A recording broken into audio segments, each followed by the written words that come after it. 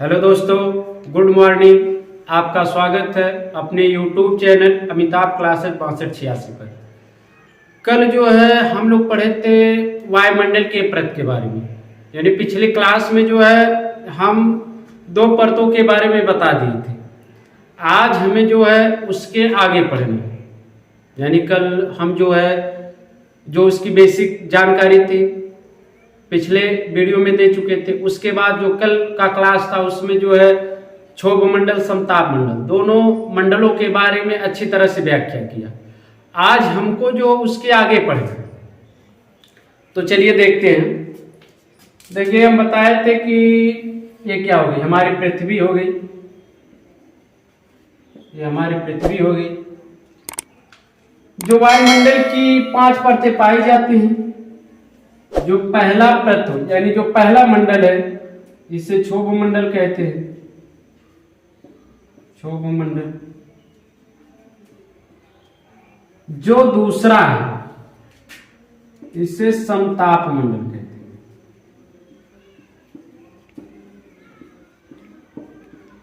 हैं। इन दोनों मंडलों के बारे में हम लोग पिछली क्लास में इसके जो है इन दोनों के बारे में बहुत गहराई से जाने थे कि क्या इनमें क्या घटित होता है क्या नहीं। वैसे आज हम मुख्य मुख्य चीजें इसमें जो है बता दे रहे हैं। बाकी आप लोग जो है इन दोनों मंडलों की जो पूरी जानकारी के लिए जो कल की क्लास जरूर देखिएगा, उससे आपको ज्यादा मदद मिलेगी और ज्यादा समझ में आएगा। वैसे आज हम जो है कुछ इन दोनों मंडलों के बारे में कुछ मुख्य चीजें बता दे रहे हैं। देखिए, जो क्षोभ मंडल होता है, ये जितने मंडल होते हैं सबसे निचली जो परत होती है अर्थात जो सबसे निचली मंडल होती है क्षोभ मंडल होती है। हमने बताया था इसी मंडल में क्या है, कार्बन डाइऑक्साइड की अधिकता होती है। जब कार्बन डाइऑक्साइड की जो कार्बन डाइऑक्साइड होता है ये क्या करता है, सूर्य की किरणों को अवशोषित करता है, इसीलिए ज्यादा गर्म पाया जाता है। हमने बताया था कि जो क्षोभ मंडल में 165 मीटर की जब ऊंचाई पर हम लोग जाते हैं तो 1 डिग्री सेल्सियस टेम्परेचर क्या होता है, कम हो जाता है। और इसमें देखिए जो पेड़ पौधे जीव जंतु जो भी है इसी मंडल में पाए जाते हैं। और मौसम संबंधित गर्मी ठंडी वर्षा बादल बरसात ये सब इसी मंडल में पाया जाता है। यानी मौसम संबंधित जितनी घटनाएं होती हैं, चाहे वह बादल बनना हो, वर्षा हुई हो, ठंडी हुई हो, गर्मी या जो भी कुछ महसूस हो, यानी जितनी चीजें परिवर्तित होती हैं सब इसी में होता है। इन सब के बारे में जो है अगर अच्छे से आपको जानना तो पिछली वाली क्लास जरूर आप देखिए। तो मुख्य मुख्य जो चीजें था हमने इसमें से कुछ बता दी। बाकी जो है जो हमारा समताप मंडल है, जो समताप मंडल है इसे आदर्श मंडल के नाम से भी जानते हैं। हमने ये जो क्षोभ मंडल इसके जितने 4-5 नाम होते हैं सबके नाम की जो है कल व्याख्या कर दिए थे।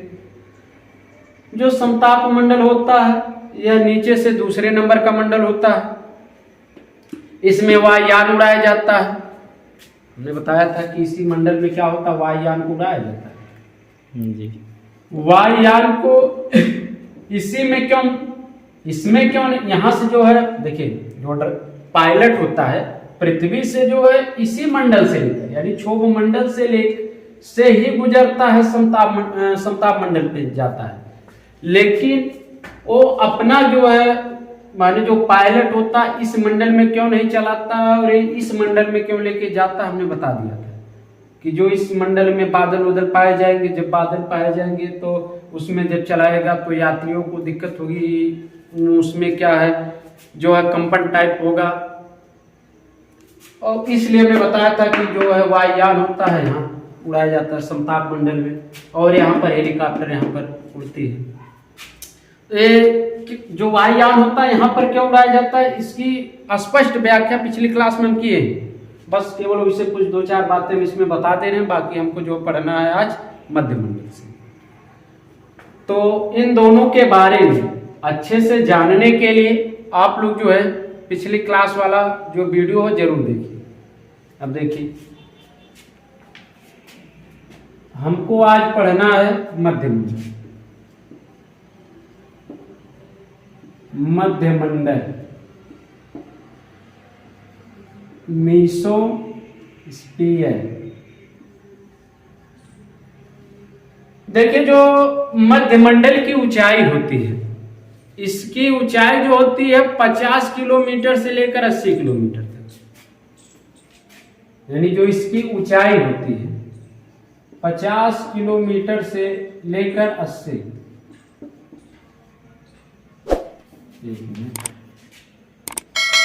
यानी 50 से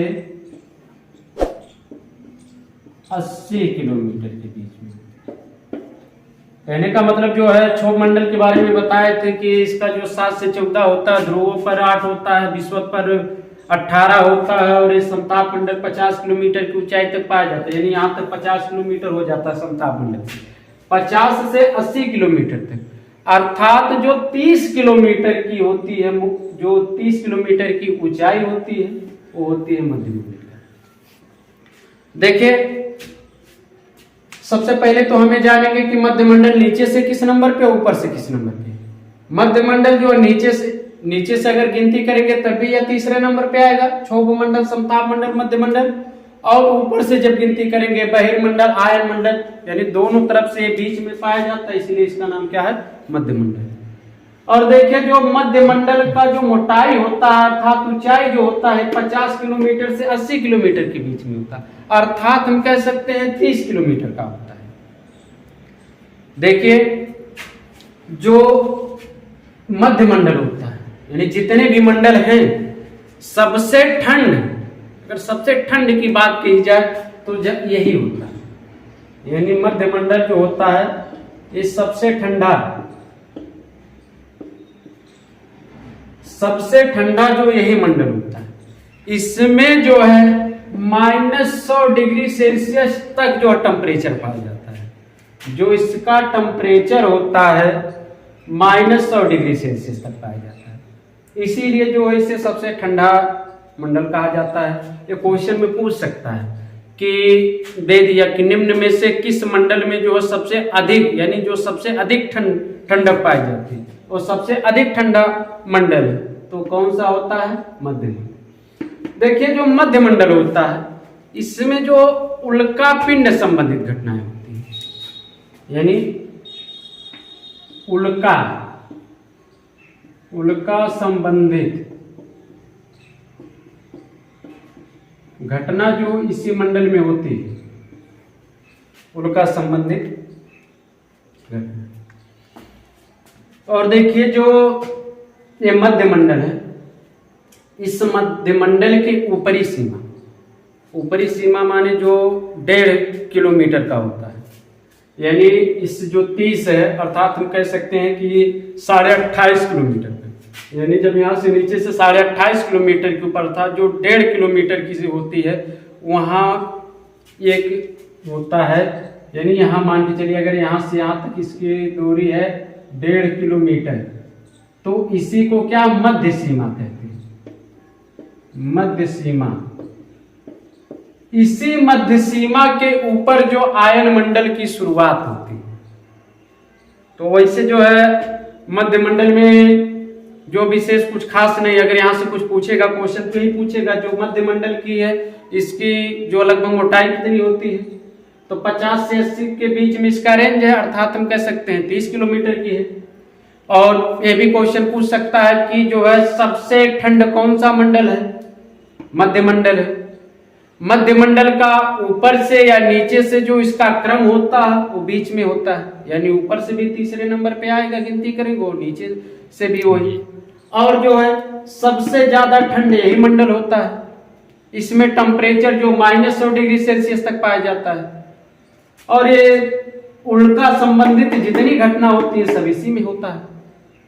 बाकी जो हमने बताया मध्य सीमा जो होती है क्वेश्चन में नहीं पूछेगा, ये तो एक एरिया है, जानते रहेगा कि जो है मध्य सीमा का जो यानी सीमा नहीं है, जैसे आप लोग देखिए क्या है, अगर एक जिले से दूसरे जिले में जाते हैं तो वहां पर जो है लिख देता है कि माने वहां जो है पिलर टाइप लगा होता है कि आगे से ए सीमा प्रारंभ हो रही है, तो समझ लीजिए जो मध्य सीमा है या एक समझ लीजिए क्या है, यह एक बॉर्डर है, ये दर्शा रही है कि 1.5 किलोमीटर की आगे अब आप किस मंडल में प्रवेश कर रहे हैं, आयन मंडल, कहने का मतलब आप आयन मंडल तक नहीं पहुंच पाएंगे।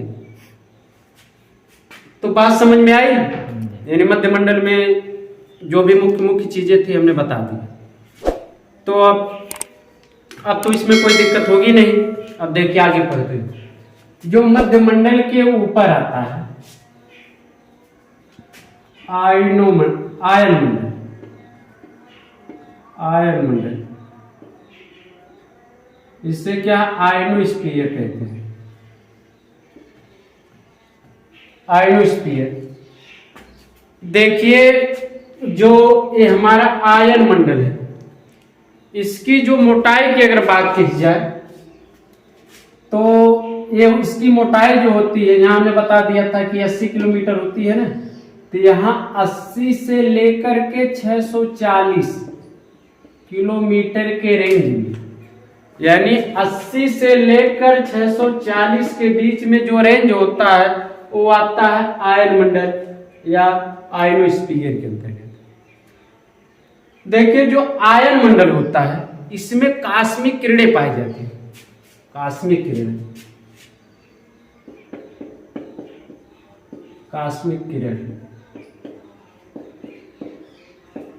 इस किरण की जो वेधन क्षमता होती है बहुत अधिक होती है। यानी इस किरण की जो वेधन क्षमता होती है, ये जो गामा किरण होती है उनकी अपेक्षा ज्यादा होती है। जो कास्मिक किरण, यहां से देखिए बहुत इंपॉर्टेंट है परीक्षा के लिए, क्वेश्चन में पूछ सकता है कि जो कास्मिक किरण होती है वह किस मंडल में पाई जाती है। जो कास्मिक किरण होती है यह पाया जाता है आयन मंडल, और इसकी वेधन क्षमता यानी जो कास्मिक किरण है इसकी जो वेधन क्षमता होती है बहुत अधिक होती है, गामा किरण से ज्यादा होती है। और जो हमारे आयन में जो आयन मंडल है, अगर इसे देखा जाए तो इसे जो है चार कई परत में बांटा गया है, लेकिन अभी हम मुख्य मुख्य चीजें जान रहे हैं। बाकी अगर इसके बारे में भी स्पष्ट व्याख्या हम जो है अलग से कर देंगे। इसमें जो है डी होता है, डी परत होता है, ई होता है, एफ होता है, जी होता है। तो जो कास्मिक किरण, देखिए जो रेडियो तरंग होती है, जो टकरा कर आती है यहीं से आती है। जो रेडियो तरंग होती है जिसके कारण, यानी रेडियो तरंग के कारण ही हम लोग क्या मोबाइल को अच्छे से चला पाते हैं। रडार पर देखा जाता है इन्हीं की वजह से। और इसलिए हम इस मंडल को हम कह सकते हैं कि यह मंडल जो संचार के लिए, संचार का मतलब समझ रहे, सूचना देने के लिए सबसे ज्यादा उपयोगी, यानी संचार के लिए जो सबसे ज्यादा उपयोगी यानी सबसे ज्यादा अच्छा मंडल कौन सा है? आयन मंडल। क्यों? क्योंकि जो यहाँ से जो तरंगे होते हैं, रेडियो तरंगे किरण टकरा की जो वापस आती है, इसी के कारण हम लोग क्या हम मोबाइल रेडियो ये सब चला पाते हैं। देखिए जो ये हमारा आयन मंडल है इसे कई परत में बांटा गया है। जो आयन मंडल है इसे जो है आयन मंडल को डी में बांटा गया है। डी लेयर, डी परत में, ई परत में, एफ और जी परत में, यानी इन्हें जो कई परतों में बांटा गया है। जो आयन मंडल जो ए डी है, जो डी परत होता है, ये जो निम्न आवृत्ति वाले रेडियो तरंग होते हैं इन्हें क्या करती है, ये जो है पृथ्वी की ओर जो है परिवर्तित कर देती है। यानी जो डी परत होती है निम्न आवृत्ति वाली, यानी निम्न आवृत्ति वालों को किधर परावर्तित कर देती है? जो निम्न आवृत्ति की जो रेडियो तरंगे होती है उन्हें क्या करती है? पृथ्वी की ओर जो है परावर्तित कर देती है। और जो ई परत होती है ये मध्य, यानी कहने का मतलब आवृत्ति ना तो बहुत अधिक रहे ना तो कम रहे, यानी जो मीडियम वाली हो उसे ई। और एफ और जो जी होती है यह सभी रेडियो तरंग को क्या है जो है परावर्तित करती है पृथ्वी की तरफ। तो ये समझ लीजिए गहराई वाला क्वेश्चन है कि जो हमारी डी लेयर है या निम्न आवृत्ति की जो रेडियो तरंग होती है उन्हें क्या पृथ्वी की ओर परावर्तित कर देती है, और ई जो होता है ये मध्य वालों को, और एफ और जी क्या होता है ये जो है सभी यानी जो भी रेडियो तरंग होती है सभी क्या है पृथ्वी की ओर परावर्तित कर देती है। अब बाकी जो मुख्य मुख्य चीजें थी हम इन सब के बारे में बता दें आयन मंडल की। अब इसके आगे जो है सबसे लास्ट वाला वही है जो है बहिर्मंडल या हम कह सकते हैं बाह्यमंडल। देखिए जो आयन मंडल है, अब इसके ऊपर जो पाया जाता है हमारा सबसे लास्ट वाला होता है बाह्यमंडल। बाह्यमंडल जो इसकी ऊंचाई होती है 640 तक तो आयन मंडल था। 640 के बाद देखिए जो इसकी जो है मोटाई निश्चित नहीं है, एक औसतन माना जाता है। तो औसतन का मतलब वही 1400 किलोमीटर तक मानी जाती है।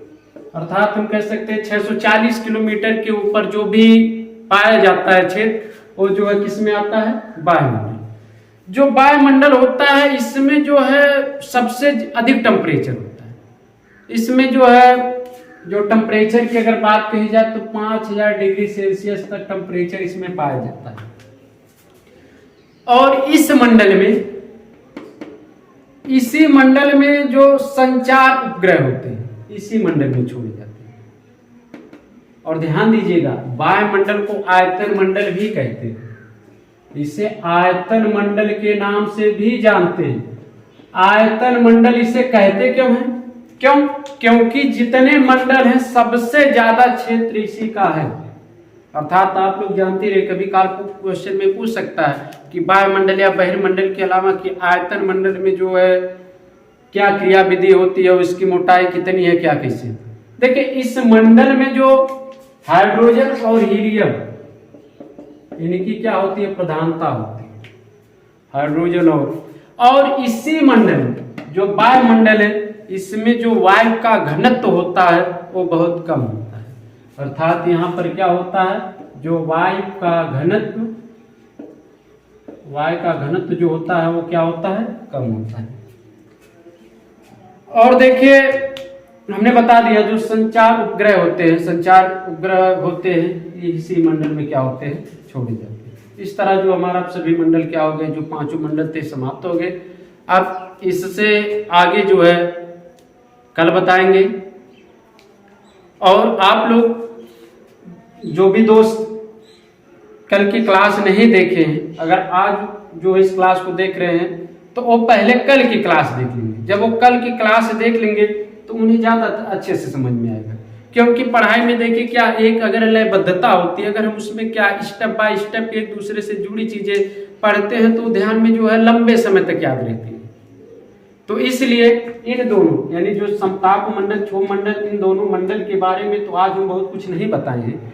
इन दोनों मंडल के बारे में विस्तृत जानकारी के लिए आप लोग जो है कल की क्लास जरूर देख लीजिए। अगर हमारा वीडियो आप लोगों को अच्छा लगा हो तो लाइक, शेयर, सब्सक्राइब जरूर करिएगा। धन्यवाद।